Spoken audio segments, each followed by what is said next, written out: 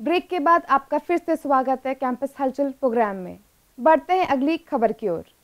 नेताजी सुभाष चंद्र बोस की 116वीं जयंती पर जयपुर के सुभाष चौक पर कार्यक्रम आयोजित किया गया, जिसमें राजस्थान शिक्षा मंत्री बृजकिशोर शर्मा और जयपुर महापौर ज्योति खंडेलवाल मुख्य अतिथि के रूप में मौजूद रही। कार्यक्रम से पूर्व स्कूली छात्र छात्राओं ने रैली के रूप में सुभाष चौक पहुंचे। यहां मुख्य अतिथि द्वारा नेताजी सुभाष चंद्र बोस की प्रतिमा पर माल्यार्पण किया गया। इस अवसर पर शिक्षा मंत्री ने देश की आजादी में बोस के योगदान को याद करते हुए उनके क्रांतिकारी जीवन से सीख लेने की बात कही। वहीं शहर महापौर ज्योति खंडेलवाल ने कहा कि सुभाष चंद्र बोस का पूरा जीवन प्रेरणादायी है और युवाओं को उनके जीवन से सीख लेनी चाहिए कि किस तरह से प्रत्येक कार्य को जोश के साथ साथ होश में रहकर किया जाना चाहिए। इस अवसर पर सुभाष चौक व्यापार मंडल और स्कूली छात्र छात्राओं साथ ही अध्यापक मौजूद रहे। 116वीं जयंती है और सुभाष जी ने देश को आजाद करने में बहुत बड़ी भूमिका निभाई थी। क्रांतिकारी नेता थे और क्रांतिकारी नेता के उन्होंने एक बात नारा दिया था, तुम मुझे खून दो मैं तुम्हें आज़ादी दूंगा। उन नेताओं, ऐसे नेताओं के वजह से, इसमें महात्मा गांधी, सुभाष बोस, अशफाक, बहुत से लोग ऐसे थे जिन्होंने देश की आज़ादी को दिलाने में अपना सब कुछ न्यौछावर कर दिया। सुभाष चंद्र बोस एक ऐसा नेता थे जिनकी आज हम 116वीं जयंती मनाने के लिए यहाँ इकट्ठे हुए हैं, जिनका जब हम नाम याद करते हैं तो युवाओं में अपने आप जोश का एहसास होता है। वो जिस तरह के क्रांतिकारी नेता वो थे और आजादी की लड़ाई में उनकी जो भूमिका थी, जिस तरीके से वो हम सब के लिए प्रेरणादायी है, प्रेरणा का स्रोत है और खास तौर से युवाओं को वो प्रेरित करती है कि किस तरह जोश के साथ होश रखते हुए हमें अपने देश के लिए अपना सर्वस्व त्याग करते हुए काम करना चाहिए। ये सुभाष चंद्र बोस का एक प्रेरणादायी हम कह सकते हैं व्यक्तित्व है। जयपुर के रामबाग स्थित सुबोध स्कूल में शनिवार को कक्षा 12वीं के छात्रों का विदाई समारोह आयोजित किया गया। समारोह के दौरान छात्रों ने जमकर डांस किया और स्कूल के अंतिम दिन में जमकर सेलिब्रेट किया। स्कूल इंचार्ज सारिता गौड़ ने बताया कि स्कूल में हर साल 12वीं के छात्रों के लिए विदाई समारोह आयोजित किया जाता है और इसे बच्चे काफी उत्साह से मनाते हैं। उन्होंने बताया कि स्कूल में करीब 350 विद्यार्थी हैं, जिन्हें परीक्षा से पहले पढ़ाई संबंधी कोई भी परेशानी आती है तो उनका समाधान करने के लिए टीचर्स किसी भी समय पर तैयार रहते हैं। उन्होंने बताया कि हर साल की तरह इस बार भी छात्रों से अच्छे रिजल्ट की उम्मीद है। इस अवसर पर सर्वश्रेष्ठ छात्र छात्रा को पुरस्कृत किया जाता है। समारोह के अंत में जमकर आतिशबाजी हुई।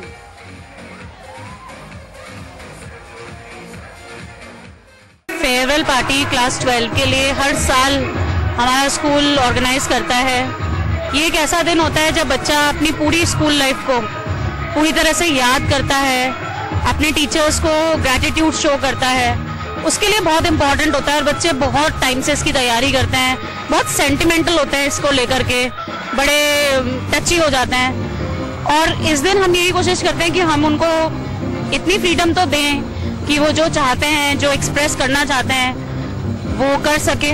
और ऐसा भी मैंने देखा है कि कई बच्चे जो वैसे नहीं बोलते हैं, अक्सर टीचर से डरते हैं या दबे रहते हैं, वो इस दिन अपनी व्यूज जरूर एक्सप्रेस करके जाते हैं।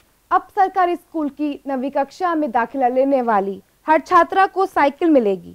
बिरला ऑडिटोरियम में आयोजित सम्मान समारोह में ये घोषणा करते हुए मुख्यमंत्री अशोक गहलोत ने कहा कि इस योजना का दिसंबर में ही हरी झंडी दे दी गई थी।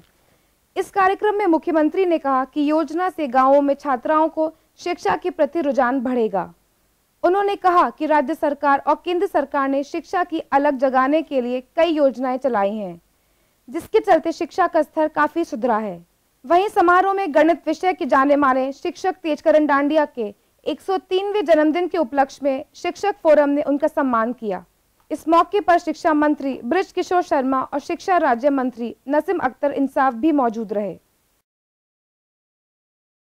तो अंकिता, जैसे कि हमने बताया अपने दर्शकों को शिक्षा के बारे में, हमने बताया सेमिनार के बारे में, लेकिन आपको हम बताएं कि हम एक ऐसी खबर पे मैं खुद व्यक्तिगत वहाँ गया था कि 64वें गणतंत्र दिवस के उपलक्ष्य में जहाँ नेत्रहीन बच्चों ने देशभक्ति गीत गाकर सभी दर्शकों और हमारे जितने भी दर्शकगण हैं उनकी आंखों को भिगो दिया।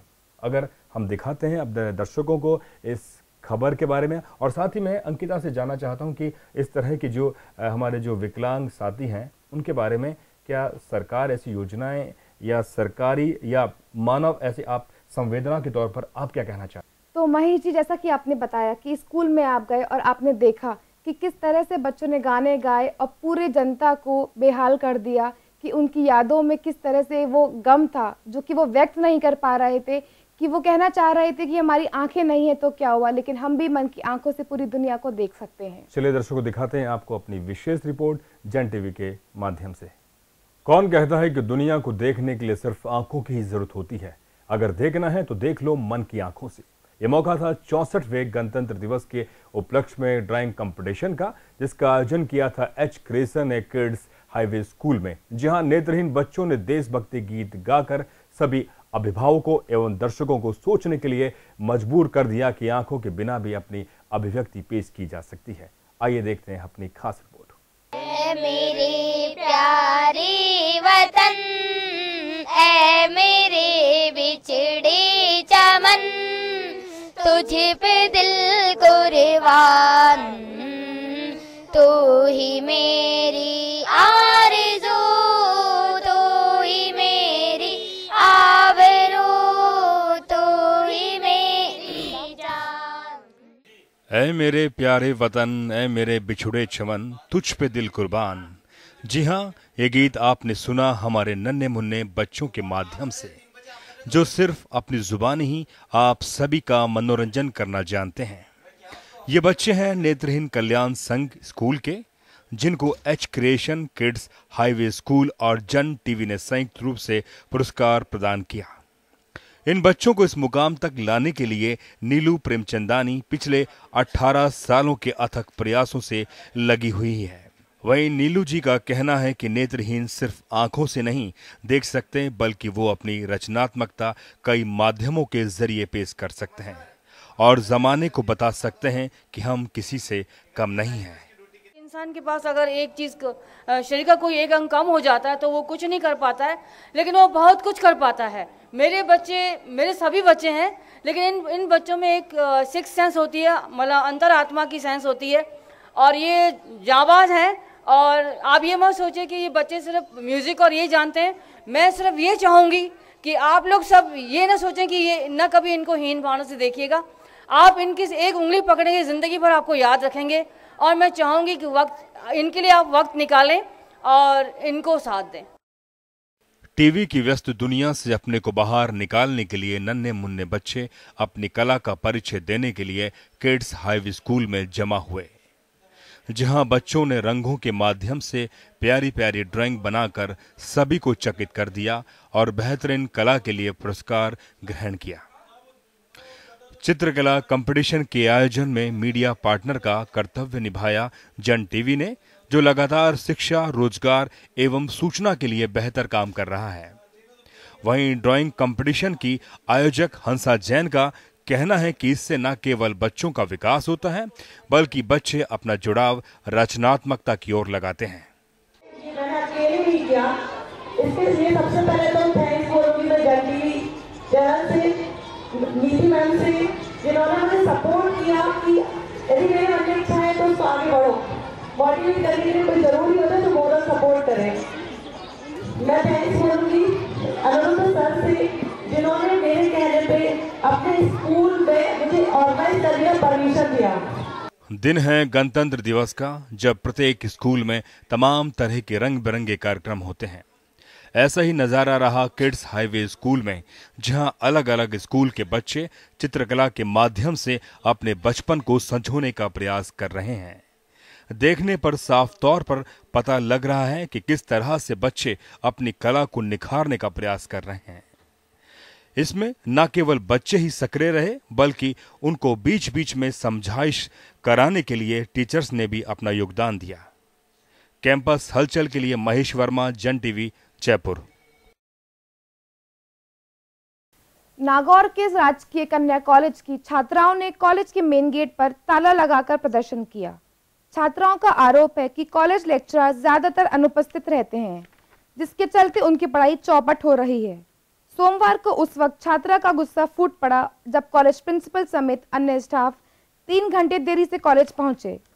छात्राओं ने कॉलेज के मेन गेट पर ताला लगाकर प्रदर्शन किया और जिला कलेक्टर को ज्ञापन सौंपकर कार्रवाई की मांग की। मांग यही है कि हमारा नवनिर्मित भवन है जो हमें दे दिया जाए और लड़कियों की जो कंप्यूटर फीस है वो वापस दी जाए, क्योंकि कंप्यूटर की एक भी पूरे साल में क्लासें नहीं लगी है। लाइब्रेरियन भी नहीं है हमारे कॉलेज में, वो भी हमें प्रशासन से मांग है कि हमारे वो सुविधा की जाए।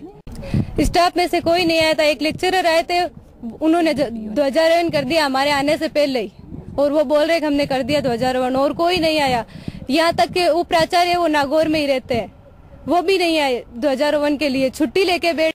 राजनीति का सबक सीखने के लिए तमाम राजनीतिक पार्टियां एवं युवा मोर्चा पर चुनाव की प्रक्रिया करवाती रहती है, जिससे उन्हें युवा राजनीति में युवा चेहरे मिल सके। ऐसा ही नजारा रहा राजधानी जयपुर में, जहां कांग्रेस के छात्र संगठन NSUI के चुनाव की घोषणा कर दी गई, जिसमें प्रदेश अध्यक्ष पद के लिए मुकेश भाकर ने सर्वाधिक 1358 मत पाकर जीत अपनी झोली में डाल ली। वहीं दूसरे नंबर पर अमित भागसरा को 1160 मत मिले। इससे भागसरा का उपाध्यक्ष बनना तय है। बुधवार को प्रदेश कांग्रेस मुख्यालय में मतगणना के बाद मुख्य निर्वाचन अधिकारी पाल भाई अंबालिया ने बताया कि भाकर के अलावा शेष उम्मीदवारों को मिले मतों की वरीयता से उपाध्यक्ष और अन्य पदों पर चुना जाएगा। वहीं भागसरा के अलावा सत्येंद्र मीणा को 977 एवं हरिदान चारण को 489, रवि जोशी को 376, नरेंद्र गुर्जर को 340 और स्पर्धा चौधरी को 323 पद मिले। 2 से 5 नंबर तक रहे सामान्य वर्ग के उम्मीदवार उपाध्यक्ष होंगे। इसके अलावा अनुसूचित जाति, जनजाति और महिला वर्ग में सर्वाधिक मत लेने वालों को भी उपाध्यक्ष बनाया जाएगा। वहीं नेशनल डेलीगेट के 4 पदों पर विद्याधर मील, नरसी किराड, राजा चौधरी और कुमारी सरिता निर्वाचित हुई हैं, लेकिन निर्वाचन की औपचारिक घोषणा दिल्ली से होगी। दोस्तों, अब वक्त हो चला है आपसे विदा लेने का। तो इस हफ्ता हमने जाना शिक्षा, सेमिनार और कल्चर इवेंट्स के बारे में। आप अपने कॉलेज, कैंपस या शिक्षण संस्थान से जुड़ी कोई भी जानकारी या खबर देने के लिए संपर्क कर सकते हैं।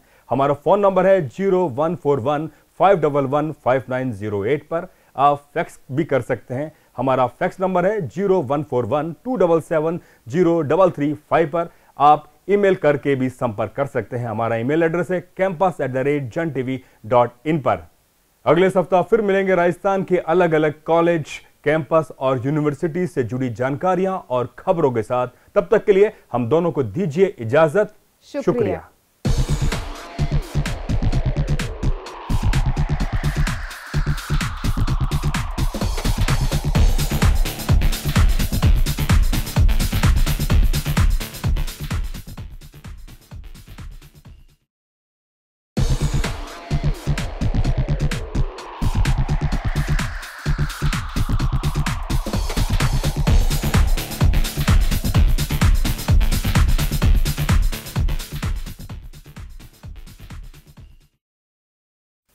नमस्कार, मैं अंकिता बख्शी, मैं महेश वर्मा। आप सभी का स्वागत करते हैं आपके अपने खास कार्यक्रम में, जिसका नाम है कैंपस हलचल। दोस्तों, कॉलेज की मस्ती और पढ़ाई का माहौल बहुत ज़रूरी है एक ओवरऑल डेवलपमेंट और कॉन्फिडेंस के लिए। किस कॉलेज में हुआ सेमिनार, कहाँ हुए कल्चरल इवेंट्स, कहाँ शुरू हुए एग्जाम्स, इस सप्ताह हम लेकर आए हैं आपके लिए राजस्थान के विभिन्न कॉलेजेस और कैंपस से जुड़ी तमाम खबरें और जानकारियाँ, जो हम पहुंचाएंगे आपके लिए अभी। चलिए दर्शकों, सबसे पहले हम बात करते हैं जयपुर के CITM कॉलेज में हुए गणतंत्र दिवस के बारे में। तो जैसा कि अंकिता आपने बताया कि CITM कॉलेज में इस बार गणतंत्र दिवस बड़े उल्लास के साथ मनाया गया और जोश खरोश के साथ, क्योंकि ये दिन होता ही ऐसा है जब देश को गणतंत्र के तौर पर अपने आप में एक राष्ट्रीय पहचान मिलती है। मैं आपको बताऊं कि इस कॉलेज में जो तमाम हर तरह के विभाग हैं इंजीनियरिंग के और साथ ही मैनेजमेंट के भी, अब हम दिखाते हैं दर्शकों को किस तरह से इस कॉलेज में गणतंत्र दिवस मनाया गया। सीतापुरा स्थित CITM कॉलेज में 64वें गणतंत्र दिवस के उपलक्ष्य में CITM के प्रमुख SK सुराना ने झंडारोहण कर विद्यार्थियों एवं कर्मचारियों को देश के नाम संबोधन करते हुए कहा कि सबसे पहले देश सर्वोपरि होना चाहिए। जो अपने आप से और अपने देश से प्रेम करता है वो ही सच्चा देश प्रेमी होता है। अपने संबोधन में ये भी कहा कि आज का दिन देश के लिए गर्व का दिन है। इस दिन हमारा देश संगठित और एकता के सूत्र में बंधा था, जिसके कारण आज के दिन को गणतंत्र दिवस के नाम से जाना जाता है। वहीं गणतंत्र दिवस पर सभी विद्यार्थियों एवं कर्मचारियों को मिठाई वितरित कर और कंपीकॉम के प्रमुख SK सुराना के पिताजी श्री सुखक्रम सुराना ने सफाई कर्मचारियों को कंबल वितरित किए। तो अंकिता, जैसे कि हमने बताया कंपीकॉम कॉलेज के बारे में, अब हम जानते हैं महिला सशक्तिकरण के ऊपर जिस तरह से कनोडिया कॉलेज में सेमिनार आयोजित हुआ। तो अंकिता, मैं आपसे पूछना चाहता हूं कि जिस तरह से लगातार देश में महिला सशक्तिकरण, महिला एनवायरनमेंट के लिए सेमिनार आयोजित हो रही हैं, क्या कभी आपने भी इस तरह के सेमिनार्स में भाग लिया है? जी हाँ, बिल्कुल महेश जी, मैंने भी अपने टाइम पर इस तरह के सेमिनार्स में पार्टिसिपेट किया है। आज के इस दौर में वुमेन एम्पावरमेंट एक बहुत ही इम्पोर्टेंट हिस्सा बन गया है। पुरुषों से कम नहीं है महिलाएं भी, और आज के ज़माने में वो भी तरक्की करना चाहती हैं। तो दोस्तों, देखें हमारी ये विशेष रिपोर्ट जिसमें दिखाया गया है कि किस तरह से महिला सशक्तिकरण को लेकर कनोडिया कॉलेज में सेमिनार आयोजित की गई। महिलाओं के उत्थान और विकास के लिए देश में इन दिनों काफ़ी सेमिनार और गोष्ठियां आयोजित हो रही हैं, जिसमें महिला सशक्तिकरण से जुड़े कई पहलुओं पर चिंतन के लिए कनोडिया कॉलेज में अंतर्राष्ट्रीय सेमिनार का उद्घाटन किया गया। वहीं महिला सशक्तिकरण से जुड़ी हुई महिलाओं ने कहा कि कानून की पालना सही तरीके से की जानी चाहिए।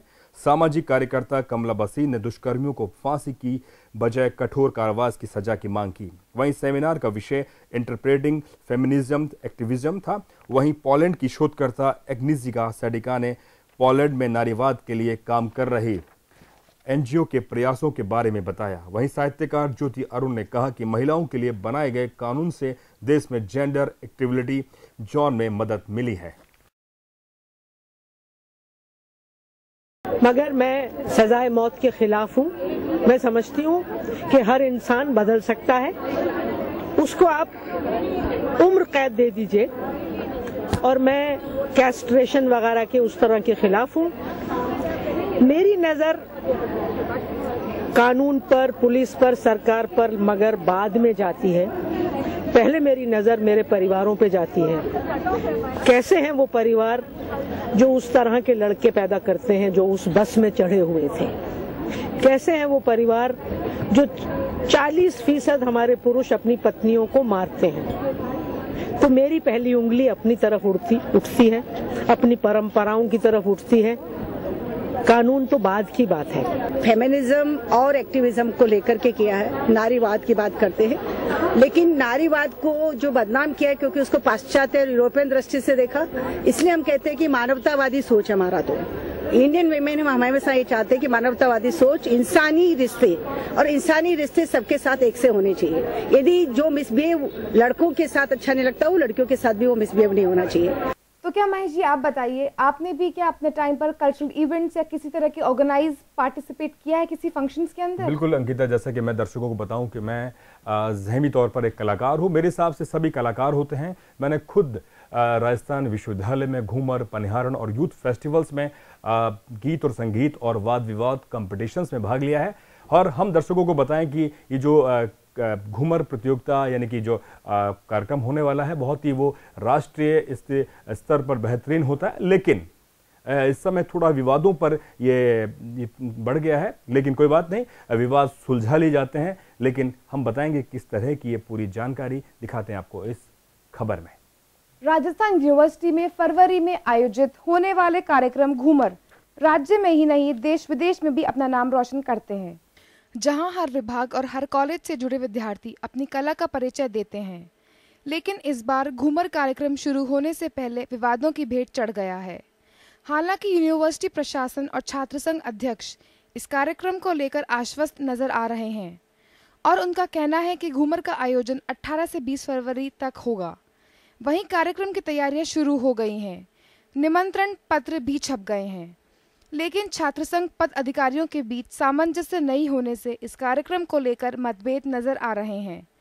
छात्र संघ महासचिव ललित यादव ने छात्र कल्याण अधीक्षता पर आरोप लगाया है कि कार्यक्रम तय करने से पहले सहमति नहीं ली गई। वहीं छात्र संघ अध्यक्ष राजेश मीणा ने इस आरोप को गलत बताया है। तय हुआ है कि शेड्यूल प्रोग्राम से घूमर का प्रोग्राम होगा, क्योंकि 6 मार्च से यूनिवर्सिटी एग्जाम होनी है, इसलिए ये उचित समय है। और कल जो थोड़ी सी मिसअंडरस्टैंडिंग थी कल जनरल सेक्रेटरी से बुला के बात भी कर ली, उसको समझा दिया है कि स्टूडेंट्स का प्रोग्राम है ये और स्टूडेंट्स यूनियन का फंक्शन है, तो हिल मिल के आप सब करें, किसी प्रकार की कोई कंट्रोवर्सी नहीं है।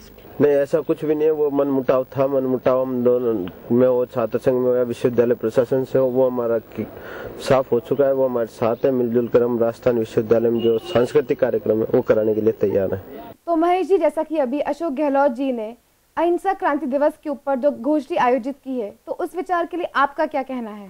जैसा कि दर्शकों को हम बताएं कि राजस्थान विश्वविद्यालय में अहिंसा क्रांति दिवस पर गहलोत ने इस सेमिनार में शिरकत की और एक जिस तरह से उन्होंने अपने विचार बताए कि गांधी यानी कि महात्मा गांधी इस देश के लिए एक ऐसा प्रासंगिक है, जो उनके विचार हैं बहुत ही चरितार्थ हैं। अगर उनके विचार को अगर हमारा युवा पहचान जाए और समझ जाए तो एक अच्छा नागरिक बन सकता है। चलिए दिखाते हैं आपको हमारी इस खबर में।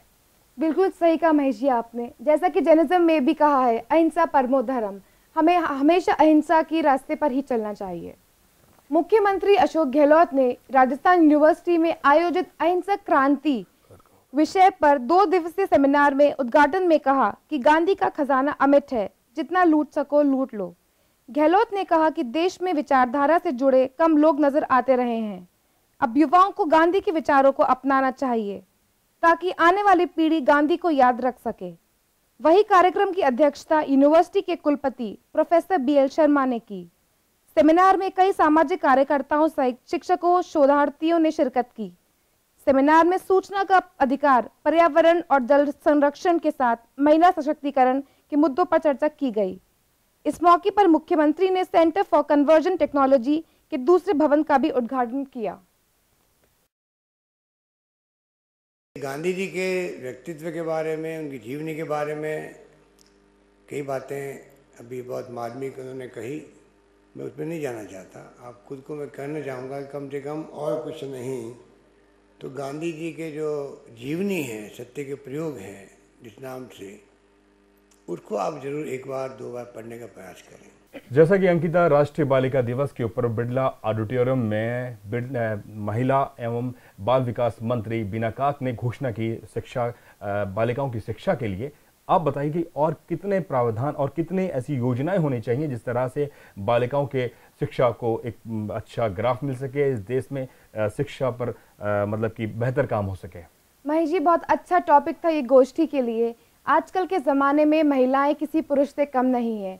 बच्चों के लिए हमें बराबर का हिस्सेदारी रखनी चाहिए, चाहे से वो बालिका हो या छात्र। हमें बिल्कुल उस तरह की योजनाएं बनानी चाहिए जिससे कि आगे चलकर ये अपने परिवार को सपोर्ट कर सकें, और इस तरह के प्रावधान रखने चाहिए कि वो ज़िंदगी में आगे बढ़ते रहें। छात्राओं की शिक्षा के लिए हमें इस तरह के प्रावधान रखने चाहिए कि बच्चों को पढ़ने में कोई दिक्कत नहीं हो, उन्हें कोई भी दिक्कत आए तो टीचर्स उनका हमेशा सपोर्ट करते रहें और उनको सारी फैसिलिटीज़ प्रोवाइड कराई जानी चाहिए। चलिए दिखाते हैं आपको इस खबर में। राष्ट्रीय बालिका दिवस के अवसर पर गुरुवार को जयपुर के बिड़ला सभागार में राज्य स्तरीय कार्यक्रम आयोजित किया गया। इस अवसर पर महिला और बाल विकास मंत्री बीना काक ने मुख्य अतिथि के रूप में संबोधित करते हुए कहा कि माता पिता को लड़के और लड़की में भेदभाव नहीं करना चाहिए। साथ ही उन्होंने कहा कि महिला सशक्तिकरण के कार्यक्रम के साथ साथ सरकार को पुरुष की मानसिकता बदलने के कार्यक्रम भी चलाने चाहिए। वहीं कार्यक्रम के दौरान बीना काक ने राज्य बालिका नीति और सबला ऑनलाइन सॉफ्टवेयर का विमोचन किया और जयपुर के बाहर से आई छात्राओं को जयपुर भ्रमण कराने के लिए पर्यटन अधिकारियों को निर्देश भी दिए। वहीं कार्यक्रम में राज्य के 10 जिलों से आई 3000 छात्राओं ने भाग लिया। इस अवसर पर छात्राओं ने कई सांस्कृतिक कार्यक्रम और नुक्कड़ का मंचन किया। इस कार्यक्रम के अवसर पर बाल विकास आयोग के अध्यक्ष दीपक कालरा सहित कई अधिकारी भी मौजूद रहे। हमारी बच्चियां भी समान वातावरण में पुरुषों और लड़कों के साथ में उसी खुले आसमान के नीचे जिए जिस तरह से बाकी लोग जीते हैं। किसी भी प्रकार का जुल्म, किसी भी प्रकार का अत्याचार, किसी भी प्रकार की कमी इन बच्चियों के साथ ना रहे। सरकारें तो बहुत काम करती हैं, लेकिन आज घरों के अंदर भी इसी तरह का व्यवहार हम उम्मीद करते हैं कि जिस तरह के खिलौने लड़कों को दिए जाते हैं उसी तरह के लड़कियों को दिए जाएं। जिस तरह का वातावरण लड़कों को दिया जाता है पनपने का, खुले आसमान के नीचे जीने का, जो वो चाहते हैं वो करने का, उसी तरह की सुख, उसी तरह की योजनाएं, उसी तरह का वातावरण इन बच्चियों को भी मिले। कोटा के राजकीय महाविद्यालय में वार्षिक उत्सव और पारितोषिक वितरण समारोह आयोजित किया गया। इस मौके पर पूर्व शिक्षा मंत्री कालीचरण सराफ और स्थानीय ओम बिरला ने बतौर अतिथि शिरकत की। कार्यक्रम में प्रतिभावान छात्र छात्राओं को पुरस्कार से भी नवाजा गया।